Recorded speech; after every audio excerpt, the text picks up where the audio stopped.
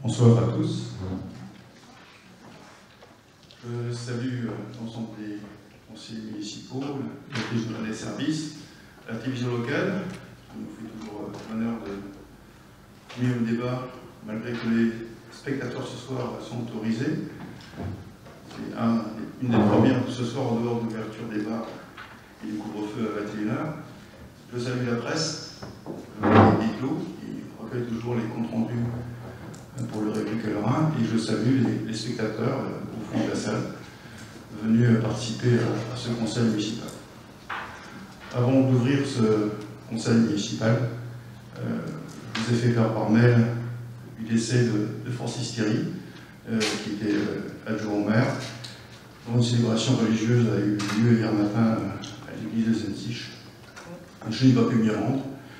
J'étais en commission locale d'information avec le préfet et l'autorité de sûreté nucléaire et le directeur de la centrale.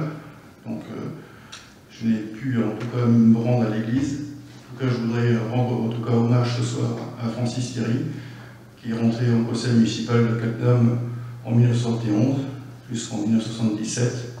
Puis ensuite, il a été adjoint au maire de 1977 jusqu'en 1995. Donc je l'ai côtoyé en tout cas dans les rangs du conseil municipal lors de mon arrivée en 1989. J'ai travaillé avec lui sur de nombreux dossiers.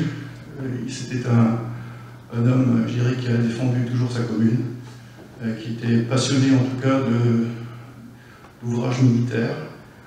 Beaucoup d'expositions ont lieu au casino ici à Cattenom. Il a été aussi président de Cattenom-Villa, qu'il a présidé jusque malheureusement à Saint-Valéry, qui a commencé à le ronger. Et donc je voudrais lui rendre hommage ce soir, et j'aimerais lui rendre hommage en croissant devant, et on lui mettra une minute de silence, s'il vous plaît.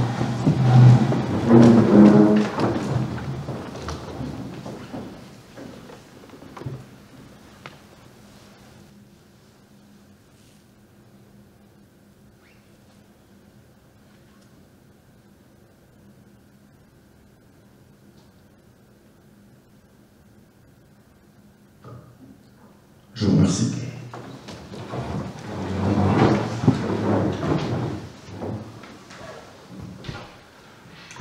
Deux absents ce soir en conseil municipal, Bernard Dorchy, qui a donné procuration à Eric Thiel, et Gilles Reicher, retenu en réunion professionnelle, et qui m'a donné procuration. Donc j'ouvre ce conseil municipal du 19 mai 2021. Avec le premier point à l'ordre du jour. Alors j'ai oublié le secrétaire, toujours Ludovic. Donc Ludovic, secrétaire des séances, merci. Premier point à l'ordre du jour, approbation du procès verbal valant compte rendu du 14 avril 2021. Vous avez été destinataire de ce compte rendu. Avez-vous des remarques ou observations? Oui.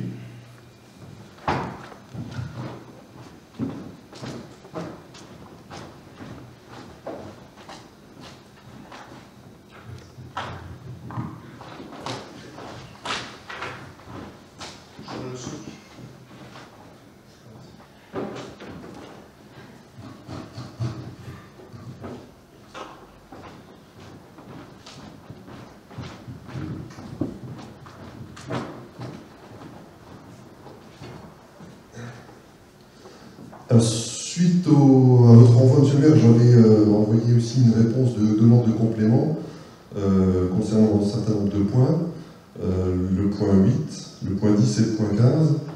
Est-ce que ces demandes ont été prises en compte pour la modification? Alors, le point 8 concerne votre remarque? C'était concernant, quand on avait discuté de tout ce qui était isolation, oui, du bâtiment, donc il n'y avait pas de points là-dessus. Donc j'avais mis des compléments sur ce qui avait été dit. Et le point 10, c'était concernant le débat sur la Sodeva, où il y a eu des erreurs dans le tableau qui était présenté. Est-ce que vous avez eu aussi un retour de la Sodeva là-dessus? Non, je n'ai pas eu de retour. En tout cas, on l'a fait la remarque et j'attends effectivement une réponse là-dessus. Sur le premier point, sur le point 8, il y a une commission environnement de mémoire, je parle sous contrôle, c'est le 3 juin. Voilà, donc le point sur la thermographie et l'isolation des bâtiments sera abordé en commission environnement. Donc ce point sera abordé lors de cette commission. Oui, là on parle essentiellement du compte rendu. Donc ça serait bien que les comptes rendus puissent représenter les débats un peu plus et qu'il y ait un peu plus d'informations à ce niveau-là. Parce qu'on a vu par exemple au point 15, il n'y a aucune note sur les débats du point 15, surtout sur les questions qui portaient sur des questions que M. Groult avait soulevées, des questions qu'on avait soulevées nous-mêmes concernant les prêts, les remboursements, et on n'a aucun point de débat là-dessus. Le point 15 concernait surtout le point lors du jour, c'était la résiliation et la fin de la régie. Voilà. Le débat sur le côté budgétaire va avoir lieu le 30 juin, lors du prochain conseil municipal, lorsque nous aurons arrêté les comptes. Donc on vous a répondu aux questions posées, mais l'objet de la délibération était la dissolution de la régie. Voilà. Donc le débat, c'est un petit peu vous couper, mais ça correspond à un compte rendu de séance, doit reprendre les débats qui sont émis pendant le compte rendu de séance. Vous avez répondu déjà à ce que vous me dites là, c'est ce que vous m'avez répondu lors de la séance précédente. Mais là, je vous appelle sur le compte rendu lui-même qui ne représente pas les débats qu'il y a eu lors du conseil. Comme vous le dites, c'est un compte rendu, c'est pas une point minute. Donc dans le compte rendu, on fait un compte rendu, c'est pas un point minute de chacun ce qu'a pris la parole. Non, oui, je suis d'accord, on n'est pas obligé de faire un point minute, mais on peut au moins soulever les points qui ont été abordés, ce qui n'est pas le cas. Encore une fois, les débats, ils doivent être en rapport avec l'ordre du jour et le point délibéré. On est par rapport au problème de prêt, c'est un point qui va être débattu le 30 juin. Donc on ne peut pas discuter en amont de quelque chose qui va être vu en conseil municipal plus tard, du fait que l'ensemble des points budgétaires seront abordés lors du conseil municipal du 30 juin. Voilà, donc ce point sera discuté. À ce moment-là, il y aura débat. Voilà. Autre remarque? Non, parce qu'apparemment vous ne voulez pas faire des comptes rendus qui reflètent les séances, il n'y a pas de remarque particulière. Très bien. Donc on passe au vote. Qui est contre le vote de ce budget, de ce compte rendu? 1, 2, 3, 4, 5. Ok, qui s'abstient? Ok, conseil, non. Approuvé à la majorité. Deuxième point à l'ordre du jour, relevé des décisions de M. le maire. Donc vous avez reçu de votre note de synthèse l'ensemble des décisions que j'ai prises. Avez-vous des remarques ou des questions? Non.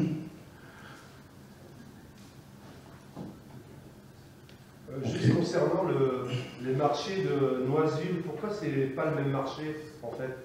Parce qu'on a deux fois la même entreprise qui revient. En fait, il y a une consultation qui est faite des entreprises. Oui. Et donc, dans les consultations qui sont faites par les entreprises, par les services techniques, en fait, on retient l'offre qui est la plus avantageuse économiquement et qui répond en fait au cahier des charges. Donc, il y a une mise en concurrence qui est faite. Et forcément, ce n'est pas forcément le même qui est revenu, mais ce n'est pas un marché public, c'est une commande. Voilà.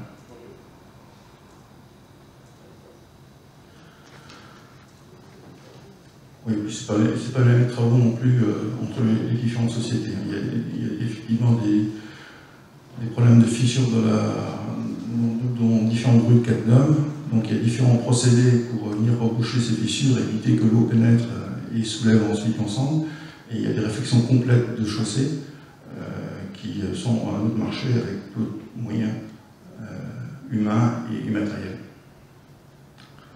Voilà, d'où l'explication des deux entreprises différentes en fonction de la nature des travaux. Voilà, donc c'est seulement une information que je dois donner ici que je prends. On va passer au point 3. Oui. Juste pour le régie, est-ce que... Pardon. Ça va pas être très long. Donc il y a bien le feu d'artifice. Alors on a passé commande effectivement du feu d'artifice qui avait été ajourné en tout cas l'année dernière. Et donc on a repris la même société qu'on avait ajourné l'année dernière du fait du Covid pour le reprendre cette année. Donc ça va se passer comment? Il va y avoir une fête Alors pour l'instant, le travail est en cours. Je dirais, Christine, je ne sais pas si tu veux expliquer les différents protocoles en cours. Pendant qu'elle prend le micro, il y aura d'autres spectacles qui vont avoir lieu, notamment pour la communauté de communes aussi. Alors pour l'instant, j'étais en réunion ce matin et en fait, s'il y a plus de 1000 personnes, il faut un pass sanitaire. Donc il faut qu'on voit exactement comment on va faire par rapport aux entrées de ce feu d'artifice. Donc je dirais que pour l'instant, on a commandé le feu, mais on espère pouvoir le faire. Mais je dirais que ça dépend de tout le protocole qui va être mis en place, puisqu'on n'a encore pas toutes les informations, puisque ça vient au compte-gouttes. Et en plus, pour l'instant, je suppose qu'on aura le couvre-feu, j'espère, plus tard que 23h, mais voilà, on est encore en attente de tous les protocoles. Maintenant, le bal, non, ça, ce ne sera pas possible. Par contre, pour la restauration, c'est la même chose. On saura début juillet si on peut faire différents pôles de restauration ou pas. Mais tout ça, ça dépend de ce que va dire le gouvernement par rapport aux différents protocoles qui vont être mis en place. Donc c'est vrai que c'est assez compliqué pour l'instant encore. La ministre de la Culture a dit que le 21 juin, on pouvait danser. Le bal peut... Oui, mais après, bon, il faut mettre tout en place. Il ne faut pas oublier que là, on est quand même à un mois et demi, presque 2 mois. Donc, mais elle dit qu'on peut, oui, mais comment ça se passe? Est-ce qu'on peut être démasqué ou pas? Voilà, donc il y a quand même, si c'est pour danser masqué... On va venir la compagnie créole, ils chanteront bal masqué. Voilà. Voilà, donc pour l'instant, on est en attente. Donc ce matin, on a encore discuté. On en reparlera en bureau la semaine prochaine pour affiner un petit peu les choses. Mais on a quand même commandé le feu d'artifice. On espère pouvoir le faire. Mais... Pour vous donner la difficulté des choses, la commune de Cattenom, la commune de Volmerange-les-Mines et la commune d'Étanges étaient volontaires aussi pour faire le spectacle organisé par la communauté de communes. Nous avons donc candidaté, on a été sur place. Et globalement, Volmerange-les-Mines propose un terrain de 3 hectares, Cattenom 3 hectares et demi, et Étanges-Landes propose 7 hectares et demi. Comme la ministre de la Culture a dit que c'est une personne debout pour 4 mètres carrés, donc vous voyez, quand vous divisez 7500 par 4 ou 3500 par 4, c'est Étanges-Landes qui a été retenu pour son spectacle. Il a aussi difficulté de l'organisation. Et on a aussi programmé un concert qui aura lieu au gymnase de Cattenom le 4 juillet, dimanche 4 juillet, avec l'orchestre de Zaya, qui est déjà venu à Cannes et qui a déjà fait les concerts de Nouvel An pour la communauté de communes. Voilà, donc en compensation aussi du fait qu'on n'a pas été retenu, je dirais, pour le spectacle qui sera fait à Étanges-Landes, on aura un beau concert. Bon, là aussi, le concert va avoir lieu, mais ce ne sera pas non plus toute la composition musicale de l'ensemble de l'orchestre, du fait que là aussi, il y a encore des restrictions dans les transports, dans les hôtels, etc. Donc ils viendront, mais pas forcément complets. Voilà, donc c'est effectivement les restrictions sanitaires commencent à être levées le 30 juin. On a bien compris que le gouvernement, ils sont prêts à regarder localement ce qui va se passer, en fonction d'une reprise ou pas d'une activité, en fonction aussi des différents concerts. Je crois qu'il y a un concert qui est prévu avec 5000 personnes, donc là aussi, en fonction des résultats, s'il n'y a pas de cluster ou cluster, forcément ça va changer la donne. Donc on espère tous pouvoir redémarrer rapidement nos fêtes et nos festivités, mais ça va dépendre finalement des premiers festivals qui vont commencer, festivals qui vont commencer, et fêtes et cérémonies un peu partout, pour voir si effectivement localement on est toujours en baisse et qu'on n'a pas de remontée soudaine. Donc tout ça c'est aléatoire et c'est les fonctions effectivement de ce fichu virus. Alors, en tout cas, le feu d'artifice est commandé.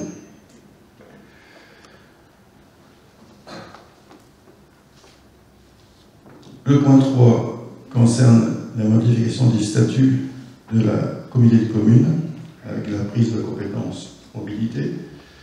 Donc, il y a plusieurs conseillers municipaux qui sont aussi conseillers communautaires qui ont déjà entendu l'ensemble de ce débat en conseil communautaire. On a aussi des conseillers municipaux et conseillers communautaires qui siègent dans cette commission. Voilà, donc si je raconte des bêtises, vous me le direz.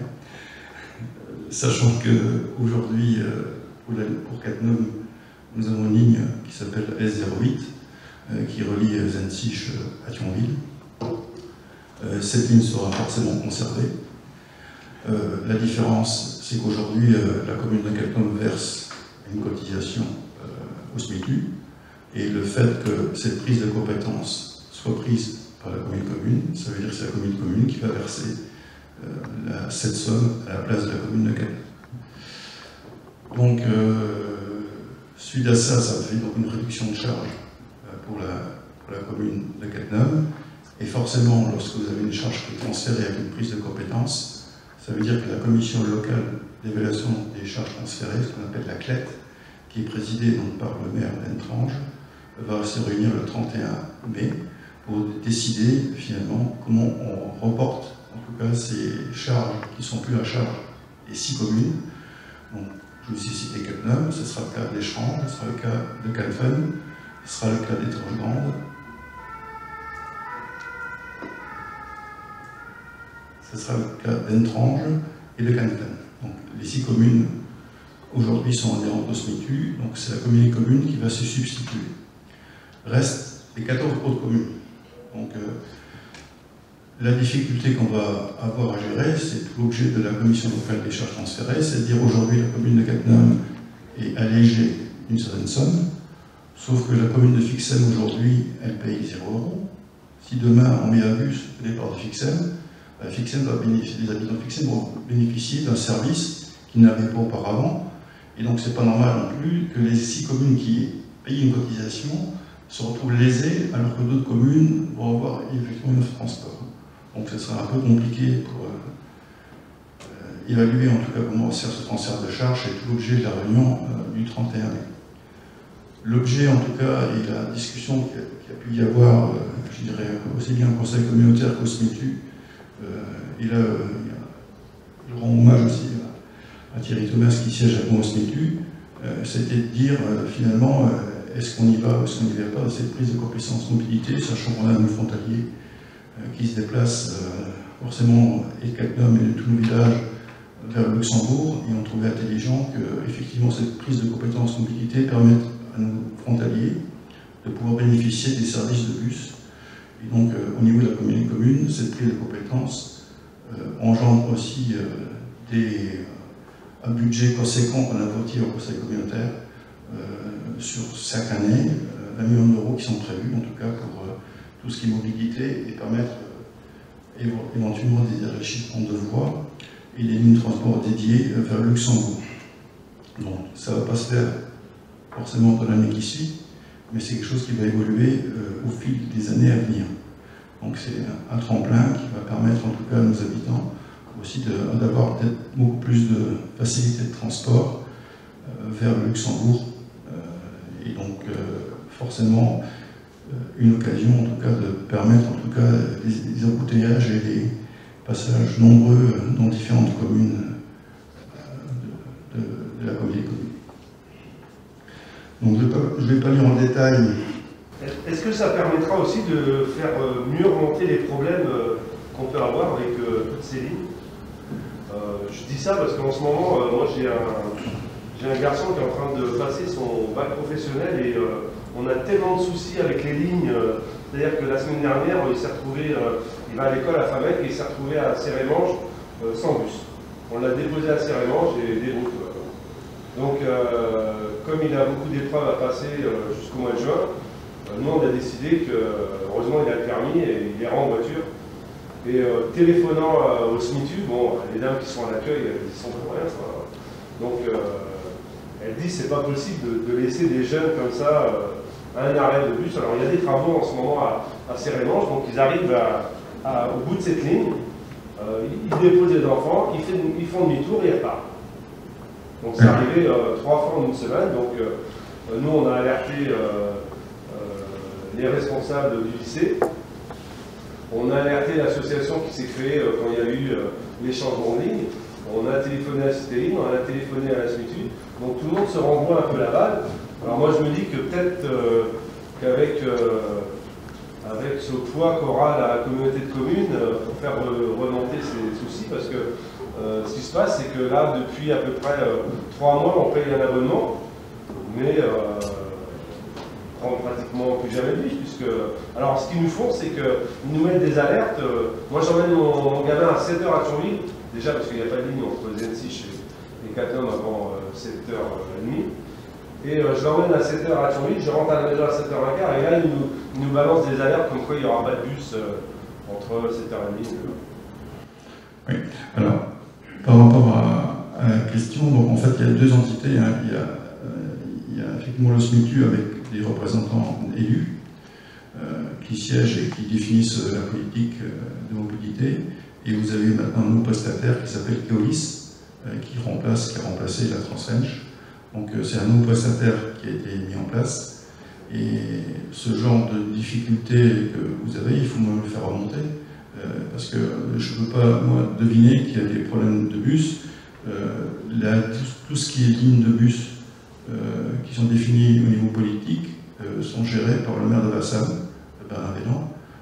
Donc lui il se déplace dans toutes les mairies lorsqu'on lui signale des problèmes et fait remonter directement je dirais, à l'organisation des transports ce qui ne va pas. Et on essaie de trouver des solutions ensemble. Et encore faut-il que les informations remontent de mon côté pour que derrière on puisse les traiter au bon niveau. Donc effectivement, j'ai mes enfants qui prenaient aussi le bus, souvent on avait des messages tardifs. On a demandé effectivement plus de réactivité. Keolis nous a promis, juré qu'il le ferait.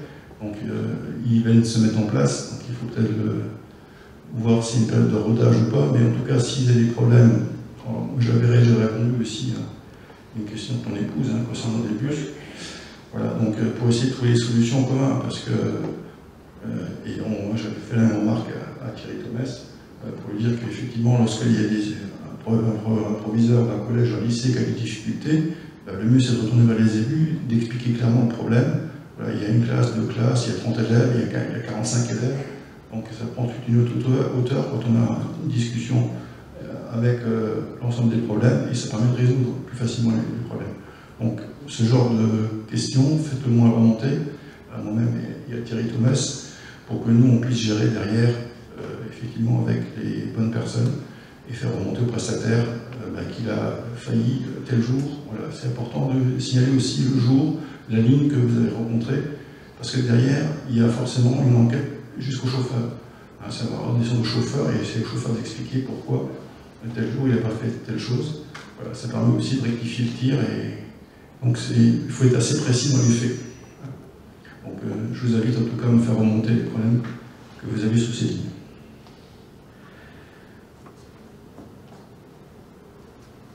Est-ce que vous voulez que je vous lise l'ensemble des délibérations? Je pense que vous l'avez tous lu. Je ne sais pas si des gens qui font partie de la commission mobilité ont des choses à rajouter ou pas.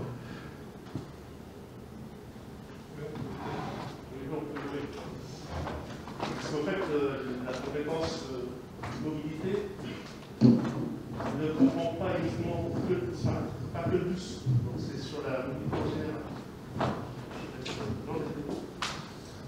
Non, mais effectivement, on a eu de très longues séances de discussion sur ce sujet. Je pense qu'au niveau de la commission, on a moins parlé pendant 8 heures, au moins 4 ou 5 commissions. Donc effectivement, c'est un sujet qui a été réellement moteur depuis le début de ce mandat. Bon, ça va bien plus loin que le SMITU aujourd'hui. Effectivement, notre problématique aujourd'hui, elle se situe au niveau du SMITU et le nombre de nos habitants sont gênés par les problématiques du SMITU, mais cette compétence, elle a un autre poids, pas seulement au niveau du transport, que ce soit scolaire ou bus, mais on peut aussi parler de ce qui... dans la dernière séance de cette commission, qui était par exemple les modes de transport. Donc effectivement, on a voté 10 millions sur 5 ans, 2 millions tous les ans, et déjà la commission a commencé à travailler sur les premières sections. Quelles sont les sections qu'on va commencer à faire? Donc on espère effectivement en faire dès cette année. Donc il y a déjà eu des études. de fait. Donc, on pourrait aussi, nous, et c'est ce qui a été demandé en commission, faire des réunions à notre niveau, aussi à nous, pour effectivement vous interroger tous sur quels sont vos souhaits, quelles sont vos problématiques. Donc ça, c'est la première chose. Maintenant, on peut aussi commencer à parler de comment relier les différentes infrastructures de la CCCE, comment se rendre à la piscine, comment se rendre à l'étanche. Voilà. Donc ça, c'est la partie mode doux, mais là-dessus, on parle aussi du BHNS, donc c'est-à-dire qu'il faudra une voie dédiée. Plus au niveau de service. Voilà. Et donc, il faudra aussi une voie dédiée pour ça, et si on ne prend pas ces compétences, on n'aura pas la possibilité de le faire, parce que ne pas prendre la compétence, ça veut dire que c'est redonner à la région. C'est la région qui devrait donc financer ces choses-là, et on peut... je ne pense pas qu'on pourrait espérer de la région qu'ils mettent des voies dédiées d'ici les 5 ou 10 ans futurs. Peut-être que ça ne serait pas leur priorité. Donc effectivement, prendre la compétence, nous, ça nous permet aussi de mettre des priorités sur ce qui est important pour notre territoire. Et donc, en fin de compte, voilà, je pense que c'est important. Effectivement, on a voté à l'unanimité, il me semble, au conseil communautaire, parce qu'effectivement, on a tous pris conscience qu'effectivement, c'est une nécessité. Bon, d'un autre côté, il faut bien se douter que ça va nous coûter de l'argent. Ça ne sera pas gratuit. C'est forcément de compétences supplémentaires. Juste pour les pistes cyclables, on a déjà budgétisé 10 millions d'euros. Est-ce que ça sera suffisant? Et c'est sur les 5 prochaines années. Est-ce que ça sera suffisant? Peut-être pas. On a pris souvent en exemple les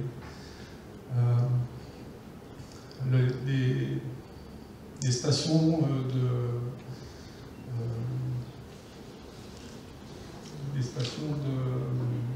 Tu veux parler des parkings covoitureurs? Non, les steps? Oui, les steps, voilà.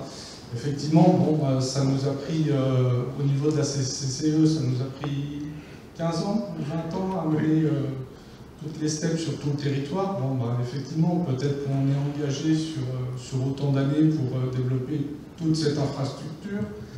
Peut-être que les bus aussi, tu disais Fixem, a priori, ce que moi j'en ai compris, c'est que effectivement, on peut se dire qu'amener un bus à Fixem, ça n'a peut-être pas d'utilité, comme un Catnum. Par contre, on peut inventer de nouvelles façons, de nouvelles dynamiques, c'est-à-dire peut-être juste des petits transports qui relieraient Fixem à Catnum, et ensuite la personne prendrait le transport en commun, le bus normal. Mais voilà, il y a tout à inventer pour effectivement essayer d'avoir une cohésion sur ce territoire et créer de nouveaux modes de circulation, que ce soit le bus, mais aussi les modes doux, le vélo, et on peut peut-être en parler d'autres. Conclusion. Merci Hervé, en fait, tu as tout dit.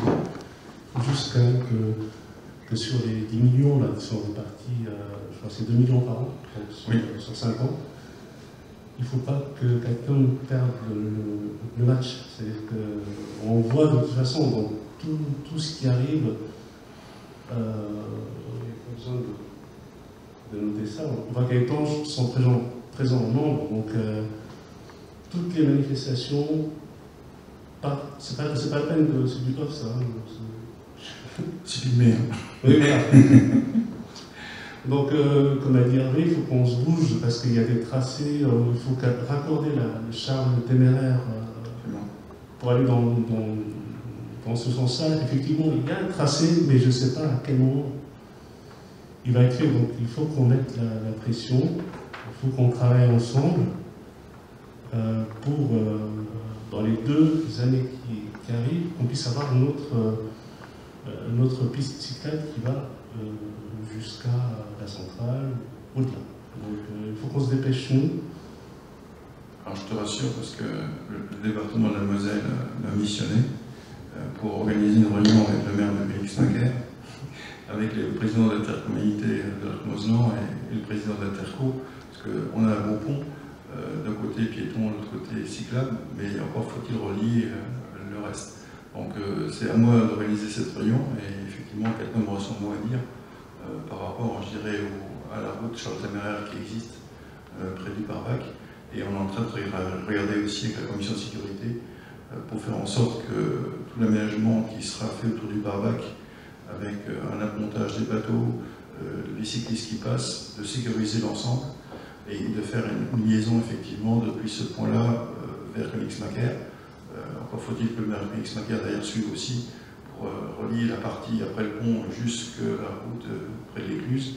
Donc il y a un vrai travail commun à faire entre les intercommunalités, les maires des communes, et effectivement je vais m'attacher à cette tâche, mais il y a aussi effectivement la liaison qui existe déjà, et le département avait fait près de, pour aller à la piscine à Brest-Prof à partir du lac du Mirgenmac, mais toute la montée est à faire, et dans cette montée, j'ai un collègue de travail qui a perdu une jambe, du fait qu'il est monté en vélo et qu'il a été fauché par une voiture.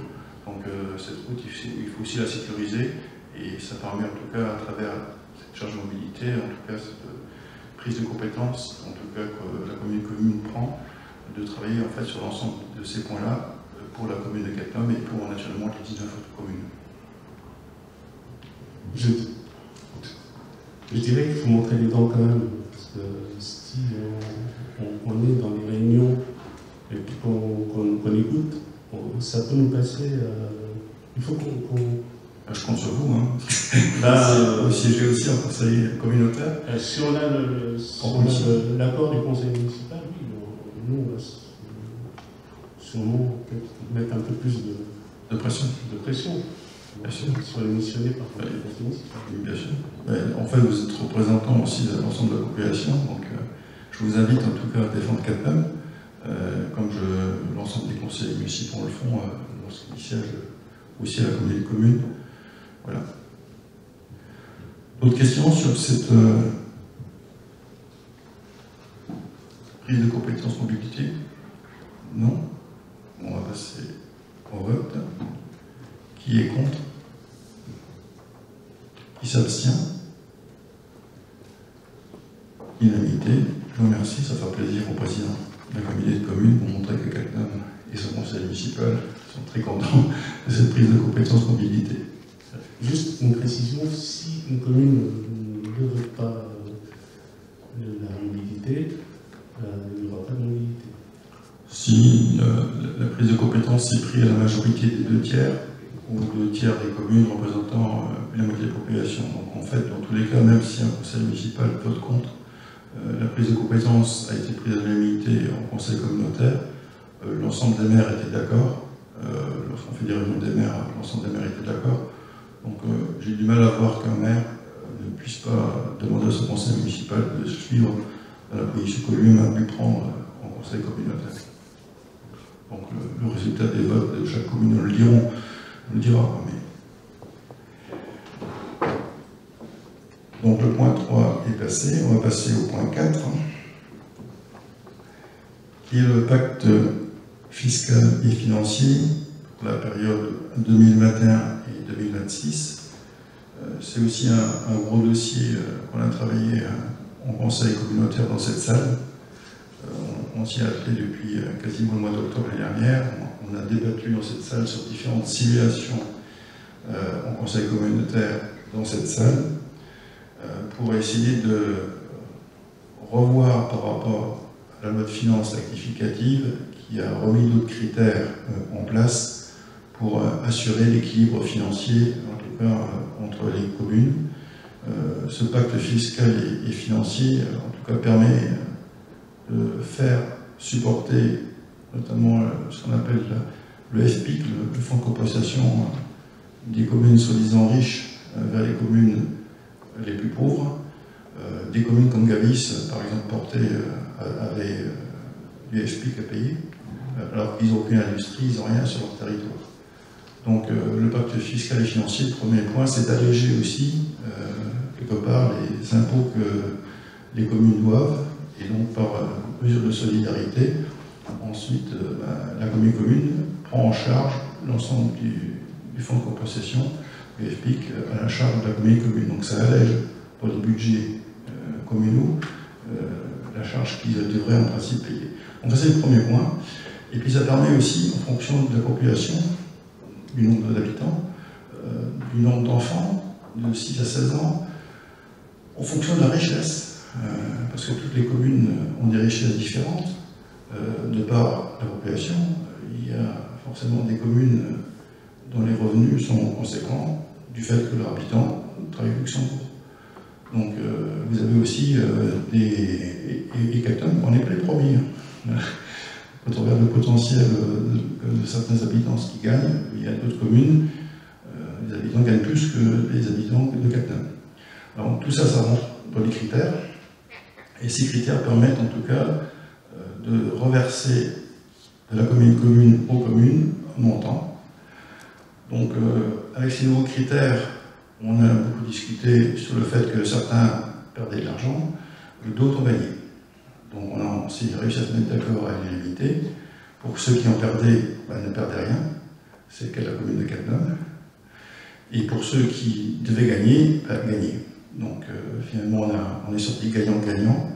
Et ce pacte fiscal et financier a été voté à l'unanimité du conseil communautaire, de telle manière que nous, commune de Cattenom, on touche 140 000 €, tel que c'était prévu avant. On n'a pas de baisse, alors qu'on aurait pu avoir une baisse jusqu'à plus de 44 000 €.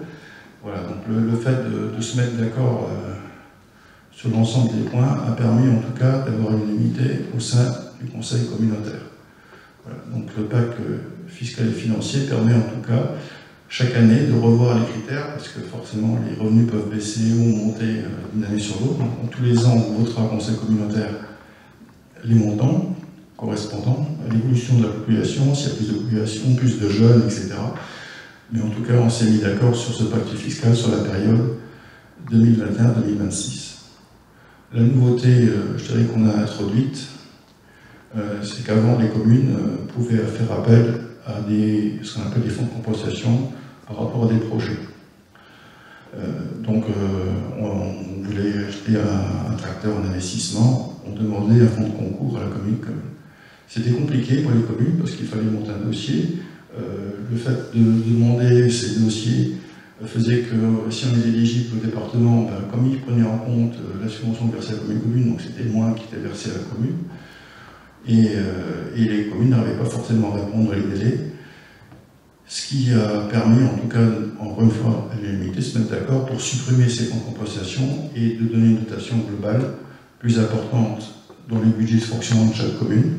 Ça permet de monter les recettes que les communes entrent dans leur budget, et donc forcément, ces budgets qui sont augmentés permettent aussi à la commune de faire un prêt plus important du fait qu'elle a des revenus plus importants, et ça permet d'aller chercher des subventions beaucoup plus larges à l'extérieur, alors qu'elles étaient diminuées lorsque la commune participait. Donc là aussi, cette suppression de fonds de compensation s'est fait à l'unanimité.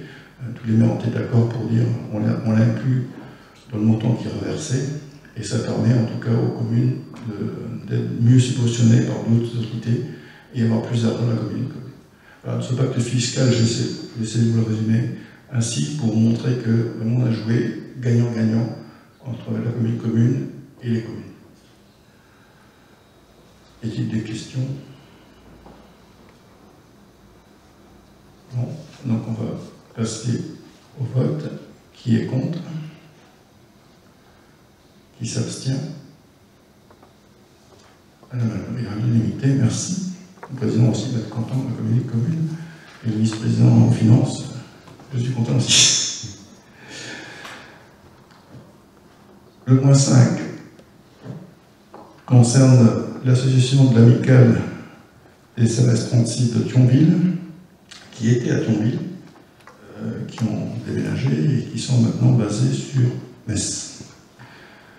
Ces CRS 36, en fait, ont une histoire sur Cattenom, du fait que les premiers je dirais, policiers qui étaient sur Cattenom étaient au gymnase sur la centrale au démarrage, et donc ont participé à la construction, je dirais, et aux opposants qui pouvaient venir pour s'opposer à la construction de la centrale. Donc les CRS 36 ont toujours eu des liens très forts avec Cattenom.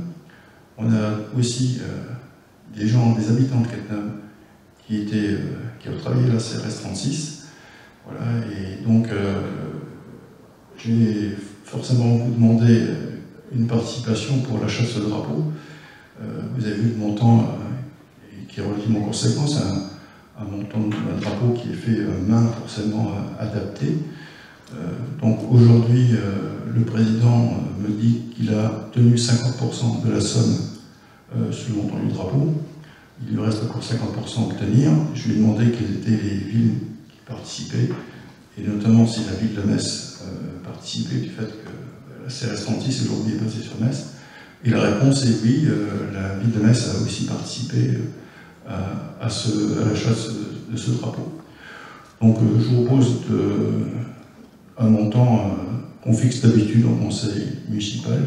Lorsque c'est une nation extérieure qui demande, on verse généralement 100 €. Donc est-ce que vous êtes d'accord pour verser 100 € pour l'achat de ce drapeau à la CRS à Amica et CRS 36? Est-ce qu'il y a des questions? C'est juste une précision, parce qu'on l'a évoqué hier en commission culture, sport. D'habitude, on vote les subventions à une certaine période de l'année. Et là, c'est une subvention qui arrive hors délai. 100 €, de toute façon, c'est pas le... Est-ce qu'il n'y a pas une règle précise pour ce genre de subvention? Alors, il y a une règle pour les associations cattenomoises. En fait, on écrit généralement en octobre, novembre, la demande de subvention, et ensuite, c'est passé à la moulinette de la commission des finances, et une présentation ensuite au conseil municipal pour le montant. Donc ça, c'est la règle pour les associations cattenomoises. Pour les associations extérieures, on a des demandes, des fois quasiment tout au long de l'année. Donc il n'y a pas de règle, parce qu'une association se crée, et puis finalement, on demande à la commune, et après, moi je propose, en fonction des demandes, et là c'est une subvention exceptionnelle, vous avez compris que le drapeau, il va l'acheter qu'une fois, donc c'est une participation de 100 € si on est d'accord, pour une fois. On ne va pas revenir l'année prochaine, du fait que le drapeau aura été acheté, et j'espère qu'il vous récolter d'autres fonds à notre commune. Donc là, c'est une subvention vraiment exceptionnelle qui ne va pas revenir. Après, on n'est pas à l'abri d'avoir des demandes de subventions qui arrivent au cours de l'année, d'associations notamment extérieures. Mais encore une fois, on débattra en conseil municipal si tel cas arrive. Après, on va avoir éventuellement une association de Cattenom qui se crée, une nouvelle association qui se crée, et là, effectivement, on fera passer au conseil la nouvelle association qui se crée, et là, généralement aussi, on donne une dotation généralement de 500 € pour une association qui se crée à Cattenom. Mais là aussi, l'association se crée le 1er septembre ou le 15 octobre, forcément, elle sera hors délai, je dirais, des associations qui, eux, ont le hors roulement d'année en année. Donc, il y a des délais pour la création des associations. Non, il n'y a pas de... Non, les associations se créent quand elles veulent, il faut créer une assemblée générale extraordinaire. Oui, non, c'est pour la demande de subvention. Quand l'association est créée, les statuts sont déposés au tribunal, qu'ils ont le retour. Généralement, on a une demande de subvention qui arrive. Voilà. Généralement, lorsqu'une association se crée, généralement, je suis le premier informé pour dire écoutez, voilà, monsieur le maire, est-ce que vous avez un local? Est-ce que ça commence généralement comme ça? Et donc, on discute déjà sur le bien fondé de l'association, pourquoi Cattenom. On se doute bien pourquoi il demande à Cattenom, il ne demande pas ailleurs, donc, forcément. Donc, tout cela est soumis naturellement au conseil municipal lorsqu'il y a une demande. Quel est le coût de ce drapeau? 1 700 € à peu près. Et donc ils ont pour l'instant... Ils en ont pas la moitié. Ah, ils ont déjà... 850 € à peu près. Voilà, ils n'ont pas fini, leur tour toutes les communes n'ont pas délibéré. ben, c'est vous qui décidez. Non, mais même si on dit plus, ça va peut-être dépasser le montant toutes les subventions qui vont récolter, ça sera peut-être plus le drapeau. Peut-être. Je ne sais pas s'il y a de nombreuses communes qui vont répondre positivement. Je ne peux pas dire. En tout cas, ils ont donné les montants. Moi, j'ai actualisé le montant au conseil pour dire au président, finalement, vous êtes à combien? Il m'a dit la moitié. Donc voilà, je vous donne le chiffre là, mais peut-être dans 15 jours ou dans un mois, si un autre maire est sollicité, la somme sera supérieure du fait que le conseil municipal de Cattenom aura donné son envol. Voilà, on est tous d'accord sur 100? Oui. Alors on va passer donc au vote. Qui est contre? Qui s'abstient? Majorité, je vous remercie. Le point 6 concerne la convention de partenariat et de financement entre la commune de Cattenom et l'association Les Pieds sur Terre. Donc je vais passer la parole à Isabelle Lacoste, qui a suivi ce dossier de près, qui a mis les mains dans la terre. Il n'y a pas que les pieds qu'elle a mis, les mains aussi dans la terre. J'espère que tu as fait des belles photos pour le terroir. Sous la pluie, on n'a pas été très vernis par la météo. On a des jolies photos. Donc, la commission environnement a décidé de faire appel à cette association Les Pieds sur Terre qui est basée à Lutz pour nous aider dans notre projet de développement du jardin des 4 monts. Donc, on a voulu faire un jardin pédagogique ouvert à tout le monde et on a souhaité se faire aider donc, par des personnes qui se connaissent un peu plus que nous. Et donc c'est pour cela donc qu'on les a conventionnés et cette association interviendra aussi dans les écoles à raison d'une intervention nature par classe pour cette année, ce qui explique donc le montant de la subvention de 5 000 € qu'on vous demande de voter ce soir. Est-ce que vous avez des questions, des remarques particulières? Plus sur la convention en elle-même qui nous a été donnée que sur le principe, parce que sur le principe, il n'y a pas de souci à ce niveau-là. Moi j'avais une question, c'est que la convention se terminait le 31 de cette année. Est-ce que c'est dû à une raison budgétaire? Est-ce que c'est pour clore un budget ou est-ce que c'est pour suite à un nombre de prestations qui ont été définies? Donc le montant est défini suite à un certain nombre de prestations, donc les interventions jardin et les interventions scolaires. Et donc le solde doit être versé pour le 15 décembre. Donc elle va être réglée en 2 fois cette subvention. Donc là, la signature, l'association va toucher une partie. Et en fin d'année, au vu de ses comptes, si toutes les prestations ont été réalisées, elle obtiendra le solde de cette subvention. Maintenant, si je ne sais pas, c'est clair, Fanny peut peut-être préciser. Non, mais c'est par rapport à l'exercice comptable, en fait. Elle intervient pour 2021 et s'il y a de nouvelles interventions qui sont programmées en 2022, il y aura de nouveau une convention. Voilà, ce sera reconduit. C'était ça le sens de ma question, en fait. D'accord. Il y a reconduction en 2022, si effectivement la commission environnement décide de reconduire le partenariat. Si ça s'est bien passé, si on veut construire d'autres projets, il n'y a pas de souci, on reconduira. Et donc, il y a eu un échelonnement, un échéancier qui a été donné, parce qu'il y a une intervention par mois, mais c'est pas combien de mois. Voilà, pour l'instant, le jardin, donc c'est un petit peu au besoin. On ne peut pas dire c'est une fois par mois, parce qu'une fois par mois, à certaines époques, ça ne suffit pas. Pour l'instant, on a fait déjà 2 séances. La prochaine sera samedi et il y en aura une tous les 15 jours jusqu'à l'été. Après l'été, ça va peut-être s'espacer. Ça reprendra plus en automne parce qu'il y a plus de travail. Donc il y a une moyenne d'une intervention mensuelle, mais ça sera réparti en fonction du travail qu'il y a au jardin. D'accord, donc c'est plus une moyenne que des... C'est une moyenne. On est parti sur 12 séances de jardin et donc on a 13 classes, je crois, pour 13 interventions scolaires. Vous avez une vingtaine d'interventions de Oui, les écoles scolaires.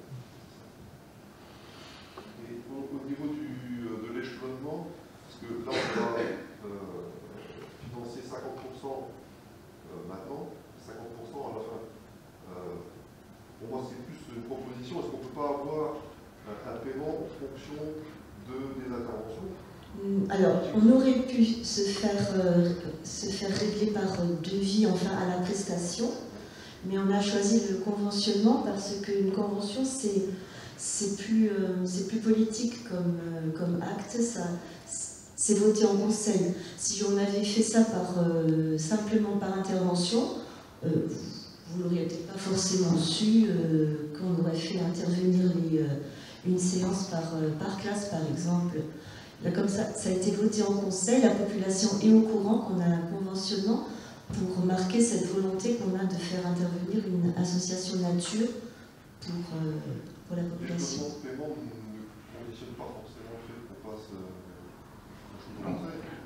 D'une manière générale, on avait avant, par exemple, sur des subventions, on versait une fois. Et on a décidé, lorsque j'étais un peu aux finances, de séparer aussi les choses et on versait en deux fois, comme le fait la commune aussi. On verse généralement en deux échelonnements, ou des fois en 3 échelonnements, en fonction du montant. Voilà, donc c'est aussi pour ne pas retirer de l'argent directement sur les comptes de la commune au début d'année, et donc avoir des réserves de trésorerie tout au long de l'année.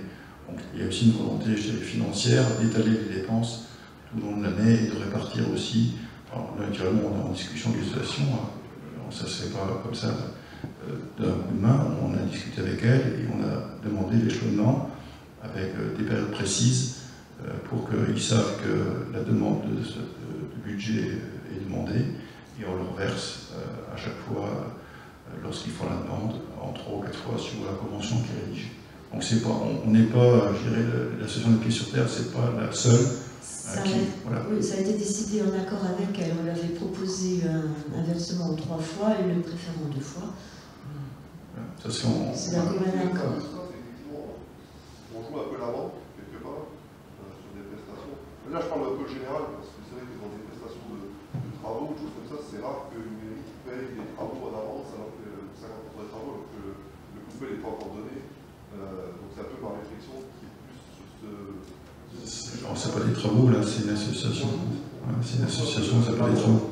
Et si l'association bénéficie, il se passe quelque chose, on n'a pas de garantie dessus derrière. Ben, elle ne touchera pas le deuxième versement. Il faut pas que les 50%... Sachant que l'association a déjà commencé à travailler en pleine confiance, sans se toucher un centime depuis près de 2 mois. C'est jamais dans des événements de la vie, le Covid ou d'autres choses qui peuvent arriver sur des suites. C'est plus ça. Dans chaque association, il y a en principe, si les statuts sont bien faits, il y a toujours un article qui dit en cas de dissolution de l'Assemblée ou de l'association, les fonds sont versés par. Voilà, dans tous les statuts, en tout cas, j'ai pu voir sur les 104 il y a toujours prévu une cause de dissolution, voilà ce qui est fait de l'argent qui reste. Donc, je vous rassure là-dessus, on veille de près en tout cas. Là, je ne pense pas qu'on ait ce problème-là avec cette association-là. C'est une convention de moyens, de résultats. C'est ça. Vous avez lu la convention. À vous de me dire si c'est une convention de moyens, c'est sûr, du fait qu'on donne de l'argent, mais derrière, il y a un résultat, on a un nombre d'enfants qui vont être accueillis, et puis il y a des habitants qui vont bénéficier aussi de conseils. Donc, quand on répond sur le terrain, on verra les actions et les résultats avec des belles plantes, des beaux radis, des belles salanes, j'espère. Et l'intervention, c'est pour les enfants de cette année scolaire ou pour... Ça joue jusqu'à l'automne, du coup, sur l'année civile, vu que la convention est sur l'année civile. Donc les classes qui voudront participer, qui voudront encore une intervention avant l'été, on va essayer de la caler, sinon on pourra la caler jusqu'à la Toussaint. Oui, Madame Laquer, tu auras droit cette année. Ouais, on va essayer avec leur calendrier aussi, parce que là, on est un peu serré pour tout caler avant l'été, mais ça pourra être fait en septembre, octobre, où il y a plein de possibilités. Donc ça laisse malgré tout, dans cette convention, peut-être qu'il y ait une intervention dans une des classes avant la fin de cette année, et peut-être une nouvelle pour les nouvelles classes en début d'année. C'est une par classe sur l'année civile pour l'instant. Donc si j'en bénéficie là maintenant au mois de juin, ma classe n'en bénéficiera pas en septembre, ma nouvelle classe, mais pourra en bénéficier sur l'année suivante. Pourquoi vous n'avez pas sur une convention de 3 ans, par exemple, renouvelable tous les ans? Ce sera renouvelable, mais comme on disait tout à l'heure, il faut peut-être déjà qu'on voit si l'association nous convient, si les prestations nous conviennent. Mais ce sera reconduit. Dans les conventions, il peut y avoir l'article où si ça ne va pas, on arrête la convention, comme dans toutes les conventions. Là, il ne faut pas la refaire. Une deuxième convention par la suite. C'est plus facile d'arrêter une convention que de. Alors, je note en tout cas la demande, mais pour l'instant on est parti pour 2021, on regarde ce que ça donne, et je demande à la commission environnement ensuite, lorsqu'elle aura le résultat, de se prononcer si effectivement on repart sur une année ou si on repart sur 3 ans, en fonction des résultats et des retours que vous pouvez avoir. Voilà. D'autres questions? Non? On va passer au vote. Qui est contre? Qui s'abstient? Unanimité. Merci Isabelle. Et tu remercieras les gens de ta commission aussi, qui sont présents là. Le point 7 concerne l'épicerie. Fixation de nouveaux tarifs. Isabelle, si vous venez passer le micro à monsieur Alain Peignard.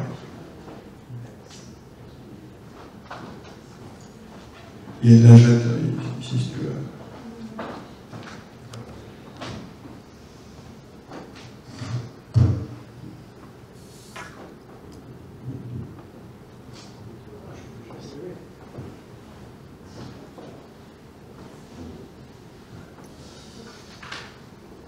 Considérant que l'épicerie s'est vue proposer par le Républicain Lorrain de nouveaux magazines hors série à la vente, considérant l'évolution des tarifs des fournisseurs de l'épicerie, le conseil municipal est invité à fixer les nouveaux prix de vente des produits de l'épicerie ci-après.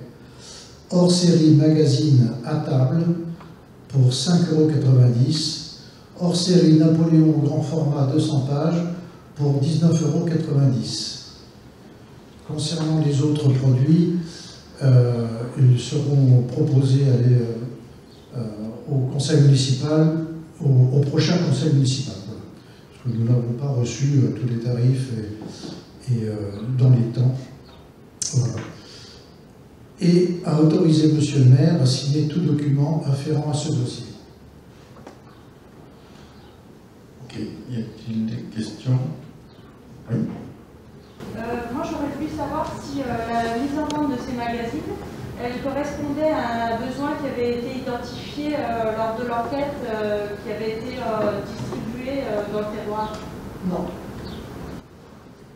Non, c'est une proposition que nous a faite le Républicain Lorrain, mis à disposition des magazines. Et ça a très bien marché, donc on continue. Mais ça n'était pas lié à l'enquête, pas du tout. Non. Et au niveau des invendus, par exemple, les modalités de retour, ça se passe comment? Oui. Alors les magazines travaillent un peu comme les journaux, c'est-à-dire qu'ils ont une fenêtre de vente qui peut durer 15 jours, 3 semaines, et à la fin de ces 3 semaines-là, ils viennent les récupérer. Soit on a tout vendu, c'est le cas pour Napoléon par exemple, d'autres revues qu'on avait déjà validées avant, et sinon, voilà, on continue à vendre les autres. D'accord, merci. Pas d'autres questions? On va passer au vote. Qui est contre? 1, 2, 3, 4, 5. Qui s'abstient? Une majorité. Merci. On va passer aux ressources humaines, au point 8, plan de formation 2021 du personnel de la commune de Cattenom. Donc vous avez reçu en pièce jointe l'annexe du plan de formation 2021 de l'ensemble du personnel. S'il y a votre question, on va passer au vote. Pas de question. Alors, qui est contre? Qui s'abstient? Unanimité, je vous remercie. Le point 9 concerne toujours les ressources humaines, le tableau des emplois et les créations de postes. Donc je vous passe les codes des articles. Donc suite aux avancements de grade de certains agents communaux en 2021, la réussite aux examens professionnels et concours en 2021, vu les avis favorables de la commission administrative paritaire du centre de gestion de la Moselle. Donc il demande au conseil municipal de créer des emplois permanents à temps complet. Donc vous avez la liste complète des agents techniques avec les dates effectives. Voilà. Est-ce que vous avez des questions, interrogations? Oui, Hervé. Pourquoi on ne fait pas aussi la chose inverse, enlever des postes qui ne sont plus utilisés? C'est fait à la fin de l'année. Mois de décembre. C'est la mise à jour des emplois. Mais c'est pas clairement marqué, comme ça l'est actuellement, on enlève tel poste, on enlève tel poste. Alors, en principe, on a le détail et généralement vous retrouvez là aussi lors du vote du budget, lors des budgets primitifs, en annexe, vous avez l'ensemble des emplois qui sont aussi mis à jour. Alors, je laisse Stéphanie rechercher sur la délibération qu'on a prise. Oui, j'avais vu au niveau du budget, effectivement, on avait tout le listing, mais c'est les emplois qui sont présents, oui, mais pas la liste des emplois ouverts. Alors, j'imagine que... Les emplois. Donc, il faut regarder la délibération du 2 décembre. On a... Voilà. Donc on a le détail, effectivement, de l'ensemble des points qui sont mis à jour avec suppression. Je ne sais pas si tu as ça sur la tablette. On a en tout cas supprimé les postes d'un agent principal, par exemple, un emploi d'agent de charge technique, un agent administratif. Voilà, donc tout est détaillé donc, lors de chaque conseil municipal en fin d'année. Et c'était le cas donc, pour 2020. Le conseil municipal du 2 décembre. 116. La délibération qui... C'est la délibération 116. 116. C'était le point. On va regarder le point que c'était, l'ordre du jour. C'est le point 25. Le point 25, voilà. Mais, donc, mais effectivement, parce qu'on a l'effectif, oui d'accord, il faut regarder la différence entre l'effectif budgétaire et l'effectif... C'est ça. Et ça évolue au fur et à l'année parce que les gens passent des concours, réussissent les concours, sont classés en fonction de l'ancienneté, les champs, voilà. Donc tout ça, ça évolue je dirais, au cours de l'année et on fait un bilan au mois de décembre. Ouais, mais c'est pas aussi clair parce qu'effectivement, on avait dans ce tableau-là, effectif budgétaire 44, effectif pourvu 44. Donc effectivement, ça ne montrait pas comment on supprimait. Et je suppose qu'on a eu la même chose l'année dernière. Oui, ça veut dire qu'on n'a pas, c'est pas aussi bien fait que ce soit où c'est qu'on a des lignes par ligne. Mais bon, effectivement. Bon, il faut remercier Fanny d'avoir bien décomposé. Voilà, Fanny vous encouragez à continuer. Le tableau des effectifs à tous les conseils. Oui, on peut envoyer 2 fois les effectifs. que vous envoyez. On a sollicité le de gestion de la Moselle, qui sont les faire, et conseil aux petites collectivités qui sont amenées des pouvoirs traiter des contractuels et tout, de faire une mise à jour qu'une fois en fin d'année pour avoir des postes ouverts s'il y a des recrutements en cours d'année. Voilà, parce qu'à chaque fois qu'on supprime un poste, il y a besoin de recruter quelqu'un pour passer dans le conseil pour recréer le poste en fait. C'est pour ça que la suppression est faite qu'une fois en fin d'année. Pour avoir des postes ouverts. Voilà. Oui, mais si on n'a pas de budget pour ces postes-là. Parce que si le conseil vote 44 personnes, et qu'effectivement le fait d'avoir un poste ouvert permet d'avoir un 45e, et qu'on n'a pas le budget pour. C'est des postes ouverts, mais non vacants. C'est des postes ouverts dans la vente. D'accord. Donc en fait, on prévoit justement une somme au chapitre 012 en fonctionnement, qui est les charges personnelles, et généralement une enveloppe qui prend en compte aussi les évolutions. Et je dirais pas, on n'est pas à l'euro près non plus, mais on surveille quand même qu'effectivement, dans le chapitre, on est suffisamment prévu au budget. Donc pour ce soir, c'est prévu. Oui. J'imagine que l'augmentation des chances. La projection est effectivement faite. Voilà. Pas d'autres questions?